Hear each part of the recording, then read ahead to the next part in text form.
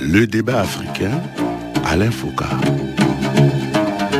Qui a volé le bébé de Vanessa dans l'hôpital de référence de la ville de Yaoundé quelques heures seulement après son accouchement? Où est donc passé le nouveau-né de la jeune fille qui vient de célébrer ses 18 ans dans cette maternité qu'elle a refusé de quitter depuis août dernier et où la police est venue l'expulser manu militari il y a quelques jours seulement? Voilà les questions qui passionnent et agitent la rue, les associations et enfin, après des mois de mutisme, la classe politique camerounaise. Une affaire de bébé volé qui manifestement lève le voile à la fois sur les dysfonctionnements de l'administration hospitalière, mais également, et c'est cela qui agite les médias internationaux qui s'intéressent désormais à cela, sur le processus d'adoption des enfants et le trafic qui l'entoure. Puisque dans cette histoire est venu se greffer un autre scandale qui touche une magistrate de la ville qui aurait adopté dans des circonstances douteuses un enfant que l'on soupçonne d'être celui de Vanessa. Alors où est donc passé le nourrisson? A-t-elle été victime d'un trafic d'enfants ou d'une fausse adoption? Pourquoi les autorités s'empressent-elles si lentement pour faire la lumière sur cette scabreuse affaire? C'est le thème de notre débat ce dimanche en direct de Yaoundé, où nous sommes installés aujourd'hui avec quelques acteurs de ce scandale qui agite le pays et sur lequel le chef de l'État, traditionnellement très discret, a même demandé de diligenter une enquête. D'abord, M. Issa Chiroma, le ministre de la Communication, mais également, et c'est à ce titre qu'il est ici, porte-parole du gouvernement camerounais. Autre invité, toujours membre du gouvernement, enfin décidé visiblement à communiquer sur la question, M. André Mamafouda, le ministre de la Santé publique. Troisième invité de ce plateau, qui devait être là mais qui n'est pas encore arrivé, la grand-mère du bébé volé, la mère de Vanessa, Sylvie Ndjeyeb, que l'on espère avant la fin de cette émission. Et pour représenter la société civile qui s'est particulièrement mobilisée pour cette affaire, et même la presse, et qui manifeste régulièrement pour l'éclosion de la vérité, un ancien journaliste dont la candidature à la dernière présidentielle a été rejetée, Vincent Sosten Fouda, qui a d'ailleurs fait quelques séjours en cellule pour cette histoire. On se demande pourquoi. Et bien sûr, l'avocat de Vanessa, maître Hippolyte Mehdi. Merci monsieur d'avoir accepté de participer à ce magazine. Ma première question est simple. Comment peut-on, dans un hôpital, présenter comme l'un des meilleurs de cette ville, comme une référence, l'hôpital d'Ongousso, voler un enfant dans une couveuse et disparaître sans être vu?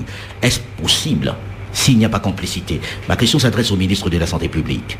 Je voudrais vous dire d'emblée qu'au Cameroun, nous avons 900 000 naissances vivantes par an.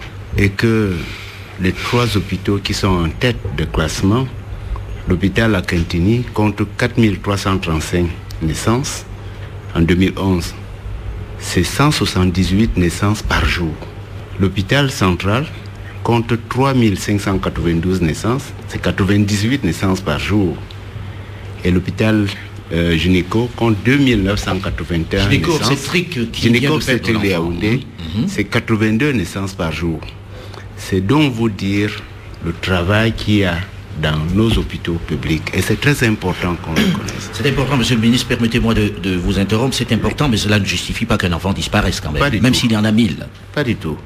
Et je voudrais aussi vous dire que, dans ma connaissance, dans les statistiques que nous avons, les vols d'enfants dans les hôpitaux publics que nous connaissons depuis les 5 dernières années, nous les comptons en nombre de 4. À votre connaissance? Oui, à notre connaissance. Mais vous savez, quand on vole un enfant, on se signale toujours.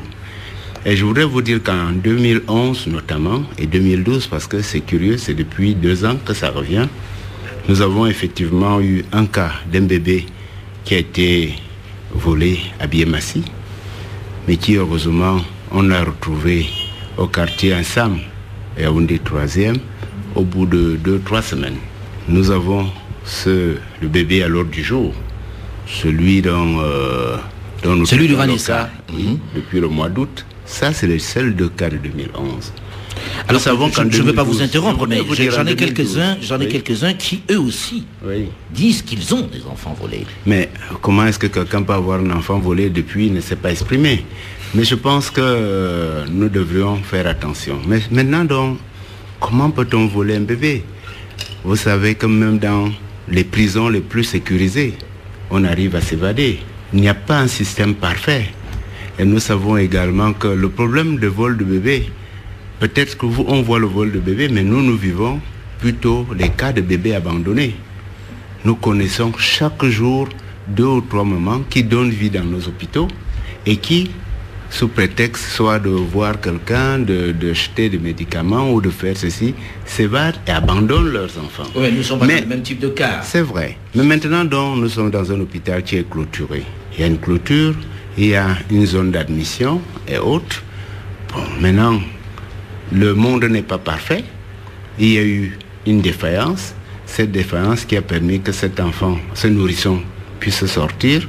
Mais je crois que c'est pour cela qu'on doit toujours tirer les conséquences quand il y a un fait comme celui-là, à savoir comment faire pour que ça ne se répète pas. Mais le jour où vous trouverez le monde parfait, ce jour-là, je crois que nous n'y serons plus. Bien. Alors pour vous, c'est une question, c'est presque une anecdote, non? Ou bien c'est un accident de parcours tout simplement.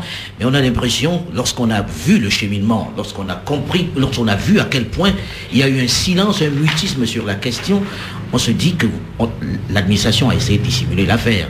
Monsieur le ministre, vous êtes monté au créneau, vous, ministre de la Communication, porte-parole.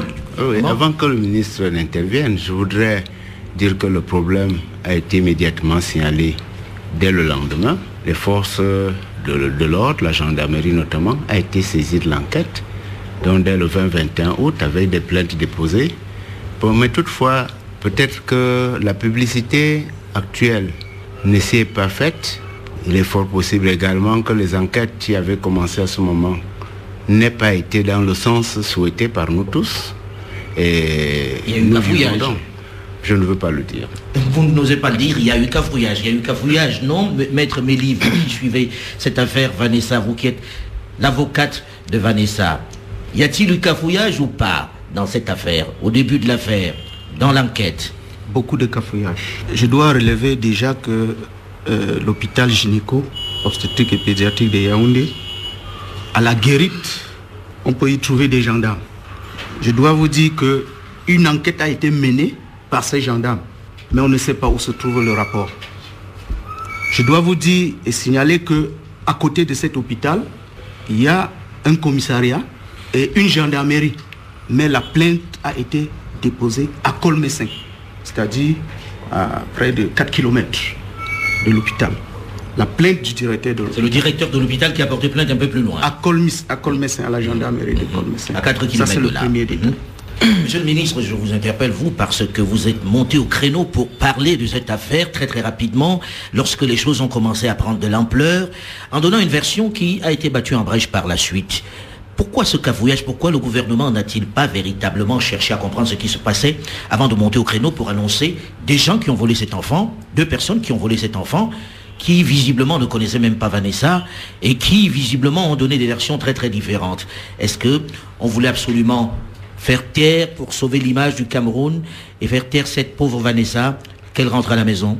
Il y a eu cafouillage et cacophonie dans l'esprit de ceux-là qui font un procès d'intention au gouvernement. Certainement, il y a cafouillage dans leur esprit. Pas dans celui du gouvernement? Pas du tout. La présence de 2 ministres ici aujourd'hui atteste de la volonté du gouvernement de travailler dans la transparence. Au nom du gouvernement, je voudrais dire que personne n'a le monopole de cœur. Pour aller à l'essentiel, je dirais donc au lendemain de ce crime de droit commun, le chef de l'État a instruit une enquête. Pas tout de suite, hein? Au lendemain, je dis bien au lendemain. Le problème avec les journalistes qui sont à la recherche des scoops, ils veulent savoir tous les actes que pose le gouvernement à l'instant T. Lorsque le chef de l'État donne des instructions pour qu'il y ait une enquête judiciaire, parce que c'est un crime de droit commun, afin que toutes les responsabilités judiciaires et pénales soient établies, puis une enquête administrative pour que toutes les responsabilités au niveau de l'administration soient établies, vous n'avez pas besoin que quelqu'un monte au créneau pour dire que le chef de l'État l'a fait. Donc c'est dans ce cadre-là que le gouvernement agit premièrement. Et de deux, comme vous l'avez dit, j'ai eu l'opportunité de monter au créneau chaque fois que de besoin.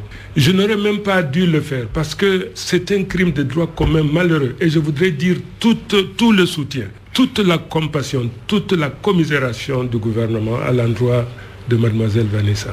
Tous ceux-là aujourd'hui... Elle n'en a pas beaucoup bénéficié au départ à l'hôpital. Hein? Écoutez, nous allons en parler. Tous ceux-là qui font de l'agitation n'ont pas le monopole de cœur, pas du tout. Ils coulent simplement des larmes de crocodile parce qu'ils veulent instrumentaliser le drame. Monsieur le ministre, vous comprendrez aisément que les gens puissent être sensibles à un vol de bébé.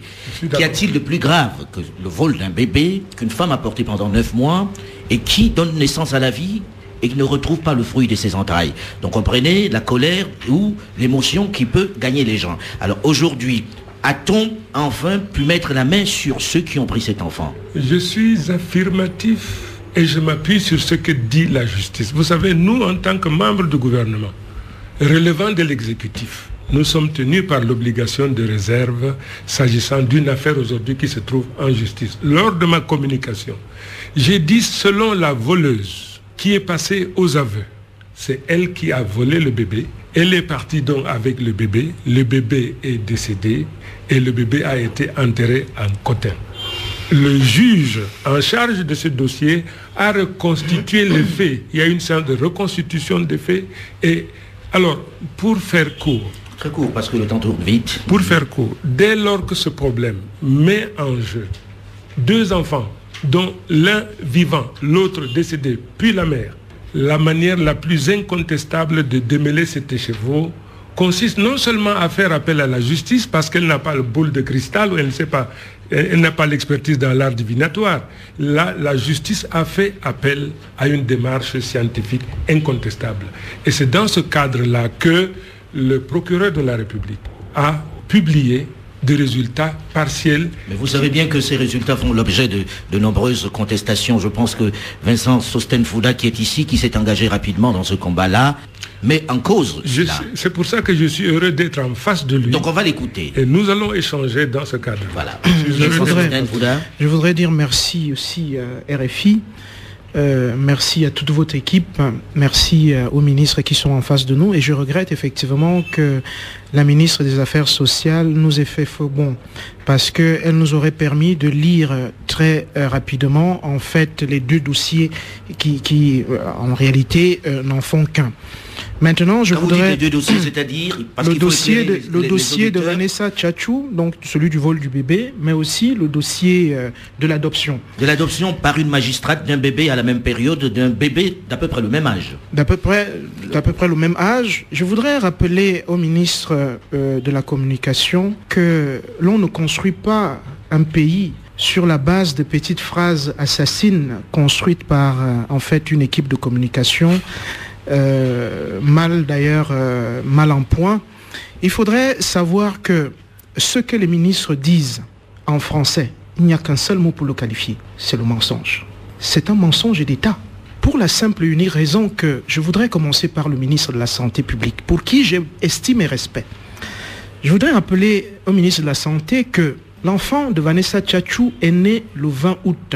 Il était exactement 7h45.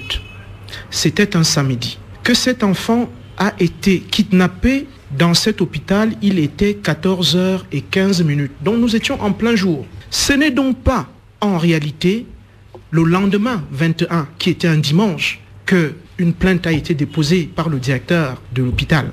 Il a fallu attendre le 25 pour que... 4 jours plus tard. Voilà, pour que le directeur se signale. Et je voudrais rappeler au professeur Ndo Anderson, que je connais et pour qui aussi j'ai estimé amitié, que c'est un bon gynécologue. Mais c'est aussi celui qui a fabriqué et construit de toutes pièces le mensonge d'un Cotin. Et permettez maintenant... de Cotin, c'est-à-dire de... Voilà, de l'enfant mort et enterré en Cotin. Je voudrais rappeler ici au ministre de la Communication, en vous regardant droit dans les yeux, que anthropologiquement, tous les peuples du Cameroun, excepté peut-être ceux du Nord, sont attachés à la terre.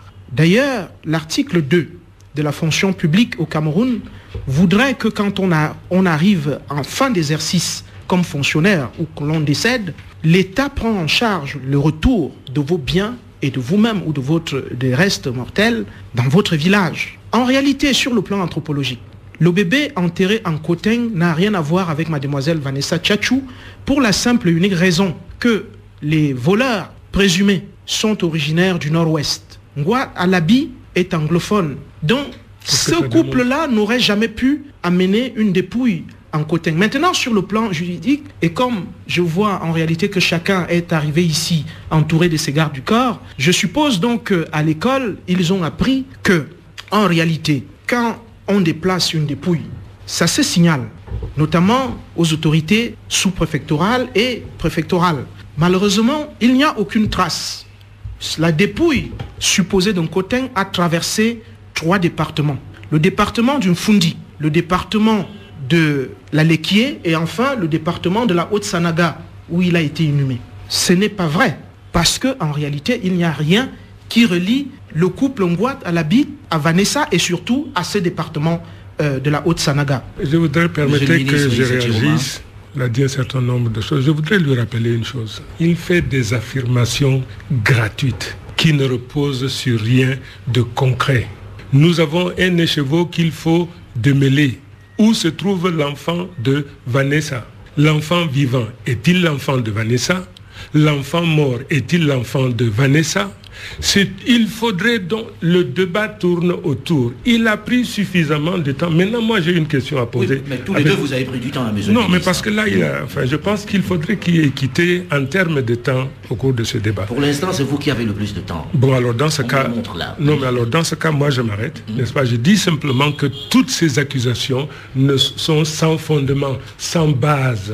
Le gouvernement, la justice de l'État a fait appel à une démarche scientifique incontestable. Quel que soit ce qu'il dira, il faudrait que ce soit corroboré par la science, en dehors de sa procès d'intention simplement, pure et simple. De la santé publique, pour la démarche scientifique dont on parle, c'est-à-dire la recherche ADN de cet enfant que l'on a exhumé à Cotin, est-ce que maître Mélie, vous qui êtes l'avocate de Vanessa, vous avez eu des résultats et est-ce que vous êtes satisfait? Est-ce qu'il confirme que cet enfant enterré est celui de Vanessa? J'ai prêté serment devant les juridictions camerounaises au nom du peuple camerounais. Mon serment est irrévocable.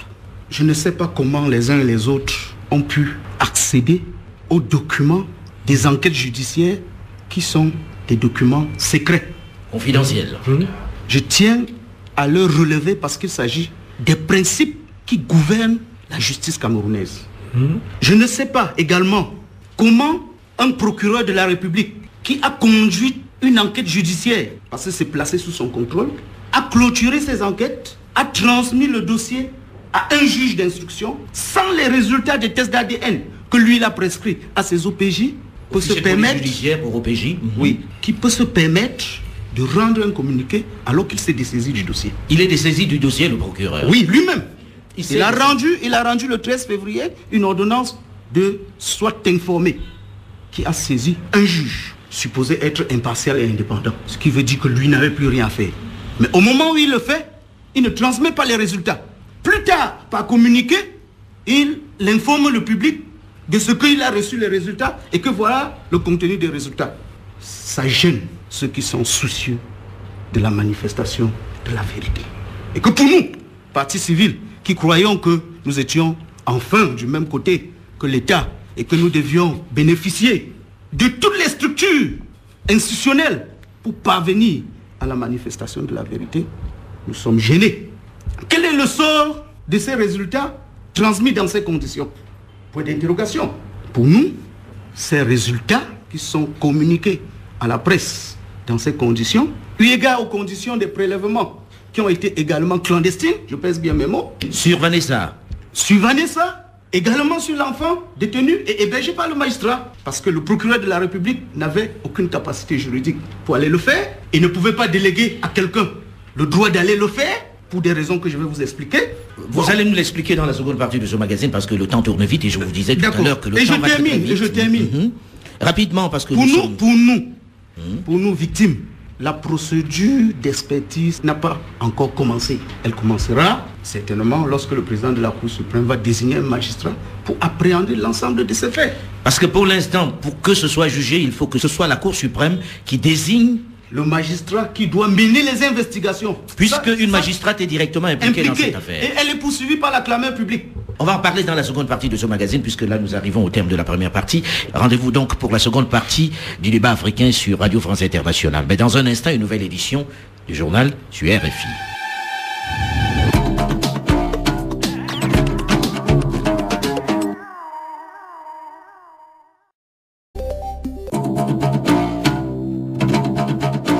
Le débat africain, Alain Foucault. Qui qui a volé le bébé de Vanessa dans l'hôpital de référence de la ville de Yaoundé quelques heures seulement après son accouchement? Où est donc passé le nouveau-né de la jeune fille qui vient de célébrer ses 18 ans? Ce feuilleton tragique qui a débouché depuis quelques mois sur deux autres questions, la sécurité dans les hôpitaux au Cameroun et le trafic des nourrissons et des enfants en général, n'en finit pas de susciter des manifestations dans le pays. Seconde partie de notre débat ce dimanche consacrée à ces questions, avec plusieurs invités sur ce plateau installé à Yaoundé, la capitale camerounaise. D'abord, M. Issa Chiroma, le ministre de la Communication et porte-parole du gouvernement. Autre invité, M. André Mamafouda, le ministre de la Santé publique. Et pour représenter la société civile qui s'est particulièrement mobilisée pour cette affaire et qui manifeste régulièrement pour l'éclosion de la vérité, un ancien journaliste dont la candidature à la dernière présidentielle a été rejetée, Vincent Sosten Fouda, qui a d'ailleurs fait quelques séjours en cellule pour cette histoire. Et juste à côté de lui, le chanteur de rap très engagé qui lui aussi est passé par la case prison pour la même affaire, Valsero. Et bien sûr, l'avocat de Vanessa, Maître Hippolyte Méli. À la fin de la première partie de cette émission, Maître Méli faisait remarquer que la magistrate étant impliquée dans cette affaire, il fallait que ce soit la Cour suprême qui choisisse un nouveau juge pour s'en occuper. Alors, Monsieur Issa Chiroma, vous qui êtes le porte-parole du gouvernement, pourquoi la Cour suprême ne choisit-elle pas aujourd'hui un juge pour continuer dans cette affaire, pour mener cette enquête? L'avocat ne connaît pas la loi, plus que la Cour suprême et toute la juridiction camerounaise. Il est partie prenante de ces débats. Il ne peut que plaider pour sa chapelle. Vous également, monsieur le ministre. Mais je rappelle une seule chose. Le procureur de la République a annoncé des résultats partiels. Et ces résultats disent qu'il n'y a pas de lien de maternité entre l'enfant vivant et Madame Vanessa. Lorsqu'ils mettent en cause, monsieur le ministre, la manière dont ont été prélevés les éléments pour cette enquête scientifique, et qu'ensuite, la manière dont ça a été produit au public, on ne peut pas dire qu'il est tort.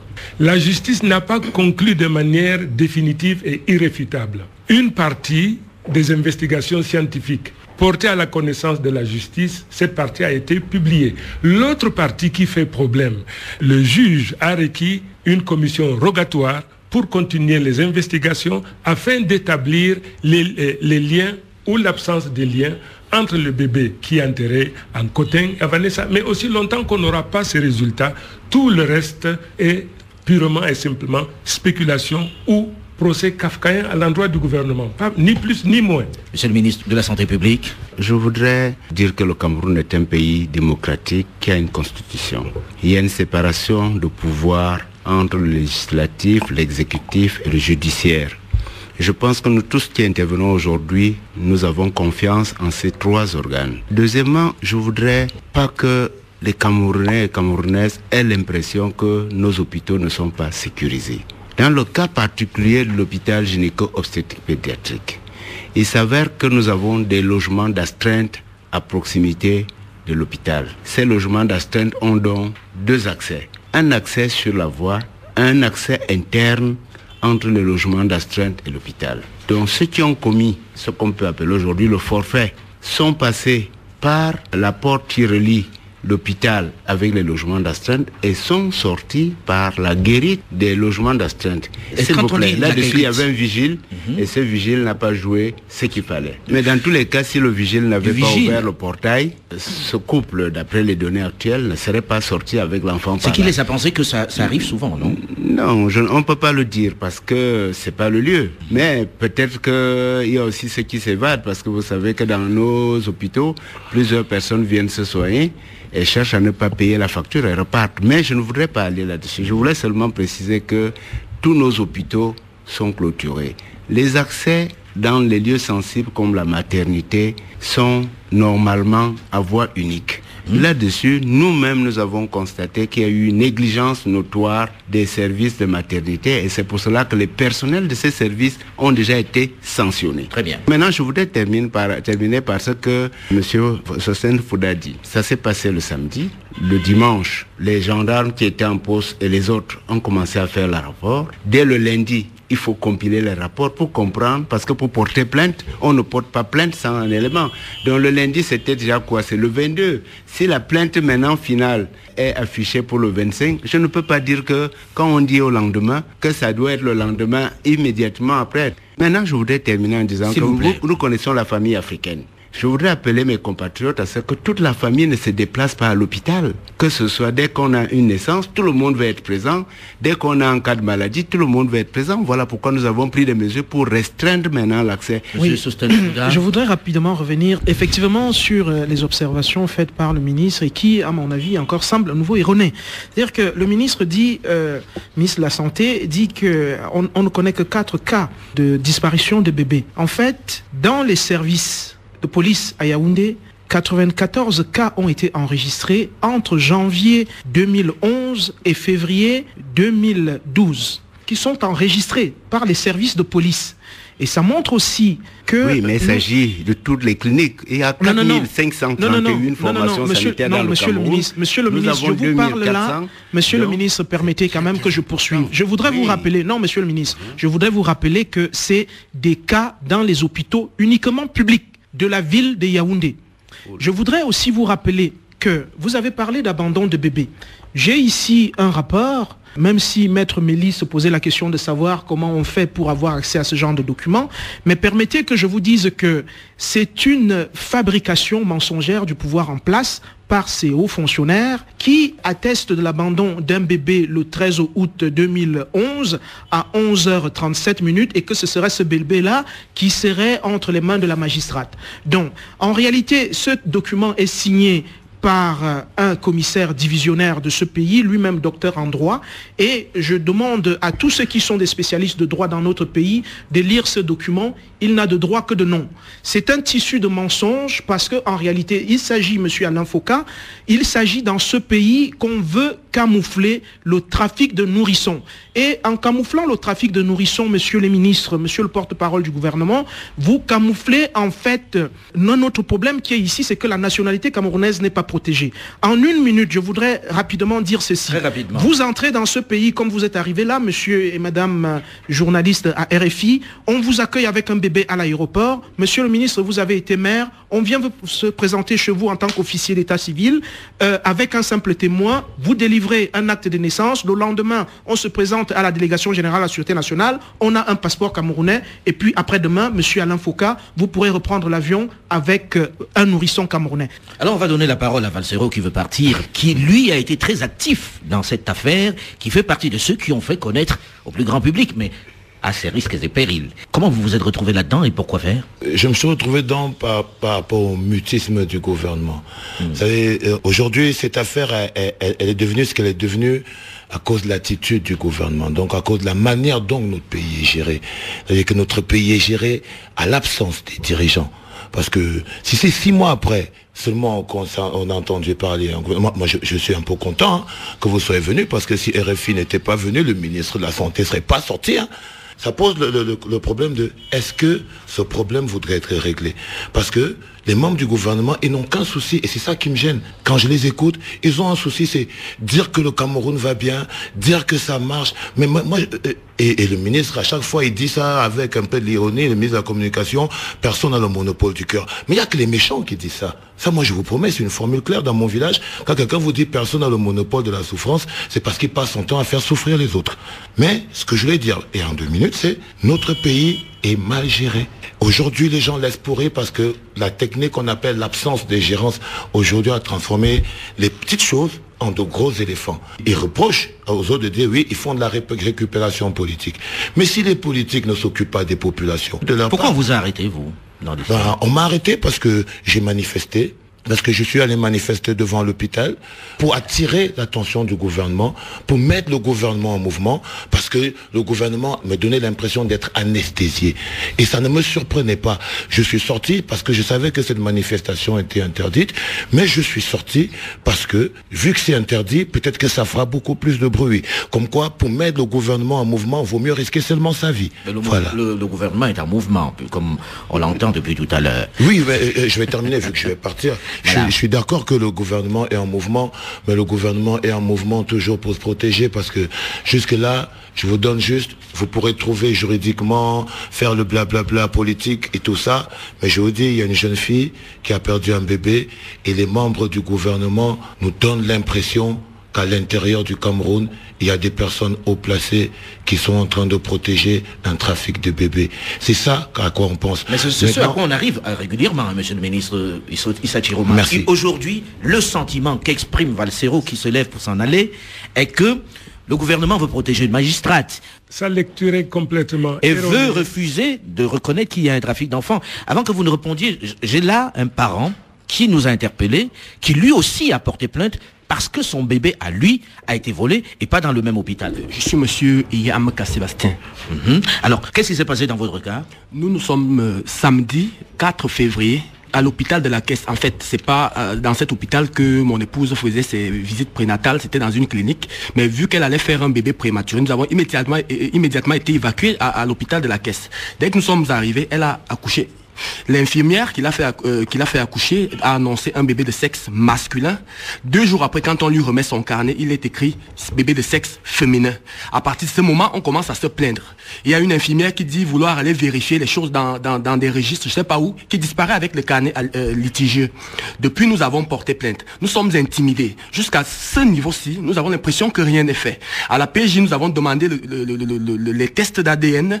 Nous ne savons pas comment l'hôpital était au courant de là où les tests devaient être faits, mais ils ont mis la main là-dessus, ce qui fait que ce qui pourrait même en sortir n'est plus fiable. Pour l'instant, vous ne savez pas où est votre bébé. Nous ne savons pas où est notre bébé. Vous avez la dépouille du bébé qui vous a été donnée? Rien. Ils ont déclaré que le bébé est à la morgue. Si le bébé a été à la morgue, nous ne savons pas qui l'a déposé là-bas. Puisque nous avons fait 3 jours en réclamant le bébé lorsqu'ils ont déclaré que le bébé est mort. Et ils déclarent que le bébé est mort le jour où nous devons sortir de l'hôpital. Nous ne comprenons pas. On nous disait que ça allait, on allait sortir de l'hôpital. Et c'est ce jour-là qu'on déclare que le bébé est mort. Donnez-nous le corps, on ne nous remet pas le corps. 3 jours durant nous réclamons le bébé ne sort pas. C'est après qu'on dit qu'il est à la mort. Monsieur le ministre, ça pose quand même quelques questions. Vous, les 2 ministres, vous vous voyez interpellé par un parent qui voudrait au moins savoir où est son bébé. Oui, je voudrais, Alain Foucault, vous dire que parmi les 2 cas de cette année 2012, nous avons donc 2 cas en février, un au centre hospitalier d'Essos, donc celui du plaignant que vous venez de suivre, et un à l'hôpital de Mbanga. Nous disons tout simplement qu'il y a 3 pouvoirs: l'exécutif, le judiciaire, le législatif. Nous avons tous confiance aux institutions de notre pays. Monsieur le ministre, permettez-moi de vous interrompre. Permettez-moi de vous interrompre. De ce jeune couple que nous comprenons sera bien. Je voulais seulement situer que ce n'est pas un autre cas, que ça fait partie des 2 cas que je vous ai parlé tout à l'heure. Et je rappelle vraiment ce que le ministre a dit, que nous compatissons parce que quand avoir un bébé est quelque chose qu'on ne peut pas... Donc vous comprenez l'émotion que cela suscite. Mais dans le même temps, monsieur le ministre, dans le même temps, aujourd'hui on a l'impression, et je ne suis pas le seul à avoir cette impression, c'est l'impression la plus répandue, que le gouvernement essaie plus de se protéger que de mettre en lumière un trafic d'enfants qui pourrait y avoir dans ce pays. C'est-à-dire le mot trafic d'enfants vous fait peur, non, monsieur le ministre Issa Chiroma? Le gouvernement n'a aucun intérêt à protéger un tel comportement. Mais alors pourquoi ces tests d'ADN qui ne sont pas toujours faits dans les normes? Pourquoi cette enquête dont on a l'impression qu'elle piétine totalement, qu'elle est complètement cafouilleuse? Ne reprochez pas au gouvernement de n'avoir pas le savoir scientifique nécessaire. Je ne ferai pas cette insulte, c'est plutôt que j'ai l'impression qu'elle est manipulée. L'affaire se trouve entre les mains de la justice. Mais vous faites le point de presse. Je suis désolé, maître, vous faites des points de presse. Si j'ai la parole, je pense que vous devez... J'ai dit, je ne rends pas de verdict, je rends compte des faits. Vous êtes dans la spéculation intellectuelle, vous êtes en train de défendre votre client. Respectez mon métier, monsieur le ministre. C'est ce que je suis en train de faire. Respectez mon métier. Je ne fais que ça. Il ne s'agit peut-être pas de ça. Mais monsieur le ministre, j'ai la parole. Je suis désolé, j'ai la parole. Oui, mais nous sommes dans un débat. Monsieur le ministre, je voudrais bien savoir ce qui justifie votre présence ici. Je suis désolé, j'ai une question à vous poser. Qu'est-ce qui justifie votre présence ici? Est-ce que le candidat à l'élection présidentielle éliminé aujourd'hui qui veut se venger de sa nation, ou alors par compassion, quelqu'un qui voudrait, n'est-ce pas, verser et puis soutenir quelque chose? Est-ce l'ancien putschiste repenti qui n'a pour seul fait d'armes en politique que d'avoir tenté de renverser le régime de Paul Biya qui est en face de moi? Pas. Bien. Maître Mélie, je vous donne la parole. Tout à l'heure, je l'ai dit en parabole, lorsqu'on doit respecter la justice, et je suis très d'accord avec son excellent le ministre de la Santé, je pense qu'il faut le faire. Les interférences sont inadmissibles, inacceptables et intolérables. Lorsque un juge, c'est-à-dire une juridiction indépendante, est saisi. Les gens doivent s'abstenir et attendre le verdict. Un juge d'instruction... Ne pas commenter une affaire en cours. Non. Mais dans le même temps, vous auriez accusé le gouvernement de mutisme. Non. Ils peuvent mesurer l'information qu'ils rendent publique. Et la loi permet que le juge d'instruction puisse communiquer. Or, le gouvernement peut avoir intérêt, dans l'intérêt public, à demander à ce juge de communiquer. Mais pas que des tiers à la justice puissent intervenir et prennent le devant comme si ils agissaient au lieu de la justice. Aujourd'hui, est-ce que vous avez une idée de où se trouve cet enfant de Vanessa? Je ne peux pas l'affirmer de manière péremptoire. J'ai confiance à la justice de mon pays. Tout ce qui a été fait pour que la manifestation de la vérité soit dite a été fait par nos soins et par les autres. Nous pensons qu'il faille attendre. Alors aujourd'hui, pourriez-vous dire que cet enfant chez la magistrate mise en cause, qui est partie d'une adoption un peu, on va dire, frauduleuse, peut être l'enfant de Vanessa? L'expertise qui sera ordonnée démontrera. C'est tout ce que je peux dire. Monsieur le ministre Issa Chiroma. Oui, je voudrais simplement dire une chose à l'avocat. L'enfant n'a pas été adopté. L'enfant a été placé en garde provisoire dans la perspective... Monsieur le ministre, là on va pas rentrer à nouveau là-dedans. C'est la justice. Permettez-moi de continuer. Oui, monsieur le ministre. Souffrez que je vous dise les faits.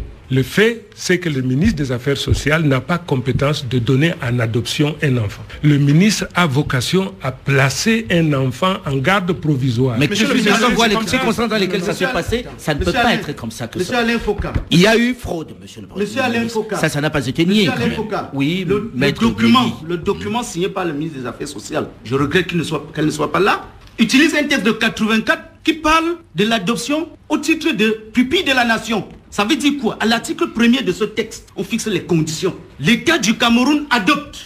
Voilà comment commence le texte. Et il s'agit d'une mesure prise par le législateur camerounais en faveur des enfants de ceux qui sont morts en guerre pour le Cameroun.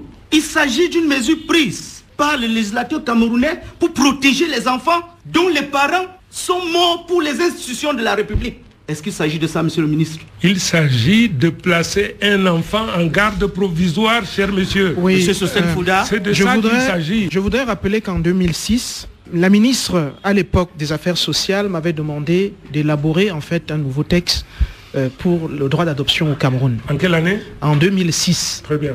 Et ce ministre-là s'appelait Cécile Bombankolo. Donc, Madame Bakambok, ministre des Affaires sociales, a expédié en 2 mois la procédure qui accorde en fait ce qu'on appelle l'agrément à la magistrate, qui d'ailleurs est une amie de longue date. Alors que dans notre pays, ça prend minimum 12 mois. Et vous êtes là, vous le savez. Ne nous prenez pas à témoin du faux et usage du faux. Ne nous prenez pas à témoin. Parce que vous juxtaposez. Exprimez-vous, mais ne nous prenez pas à témoin. Nous représentons le gouvernement. J'avais la parole, monsieur le ministre. Vous l'avez. Pour vous dire effectivement que vous juxtaposez une série de mensonges pour l'ériger en mensonges d'État.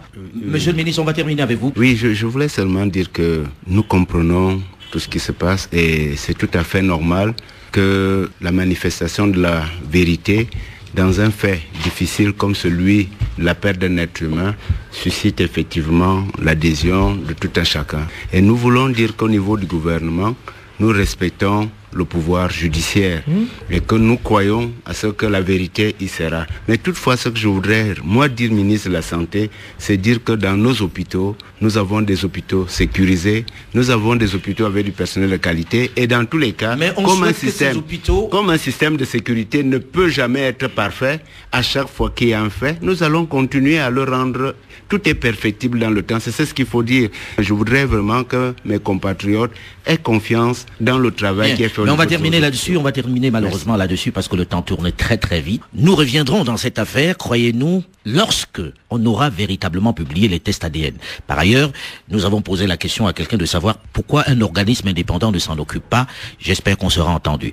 Merci monsieur d'avoir accepté de participer à ces débats et merci de vous être déplacé. C'est surprenant que des membres du gouvernement camerounais aient enfin parlé parce que c'est pas souvent qu'ils acceptent de parler. Le débat africain s'est terminé pour aujourd'hui. Delphine Michaud, Olivier Raoul et Alain Foucault, nous vous donnons quant à nous rendez-vous la semaine prochaine, même heure, même fréquence, peut-être en direct de Paris cette fois-ci.